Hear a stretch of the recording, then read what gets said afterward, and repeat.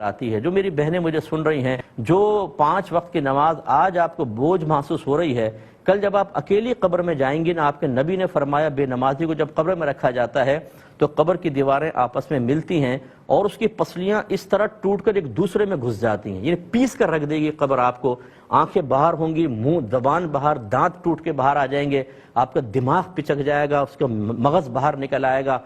جسم پھٹ جائے گا، آنتیں باہر نکلیں گی، ہڈیاں کڑاک کر کے آواز آئیں گے، تڑ تڑ تڑ کر کے بالکل پیس کے مغلوبہ سا بن جائے گا، لیکن پھر دوبارہ ٹھیک ہو جائیں گی۔ اب ہو سکتا ہے یہ عمل ریپیٹ ہوتا رہے، پھر اس کے علاوہ اللہ تعالیٰ عذاب مسلط فرمائے گا، اس کی بے نمازی کی قبر کو آگ سے بھر دیا جائے گا۔ آج جو جرأت مند بہنیں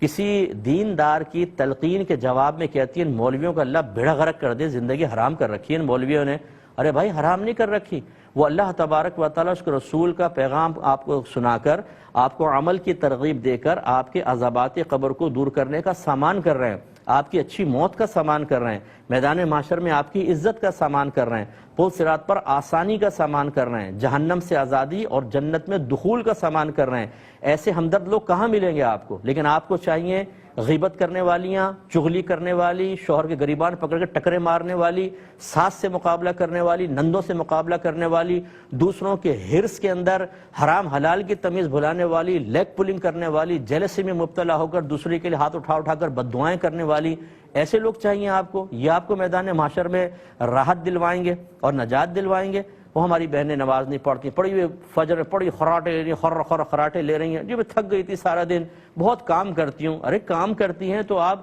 2 گھنٹے بیٹھ کے باتیں کر لیتی ہیں عورتوں کے ساتھ، فلمیں ڈرامے دیکھ لیتی ہیں،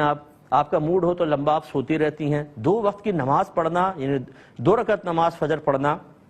5 وقت کی نماز کے حساب کر لیں کتنا ٹائم لگتا ہے، یہ ہمیں بوجھ محسوس ہوتا ہے۔ ایسی عورتیں یا کوئی بھی مرد بھی ہو تو یہ گناہ کبیرہ کے مرتکب ہیں، فوراً اللہ کی بارگاہ میں توبہ کریں اس سے پہلے کہ ملک الموت علیہ السلام دروازے زندگی پہ دستک دیں اور آپ اپنے سب پیاروں کے درمیان سے اٹھا کر اندھیری قبر میں ڈال دی جائیں، پھر ہماری چیخیں سننے والا بھی کوئی نہیں ہوگا۔ مجھے امید ہے کہ کوئی بہن انشاءاللہ اس سے نصیحت ضرور حاصل کرے گی۔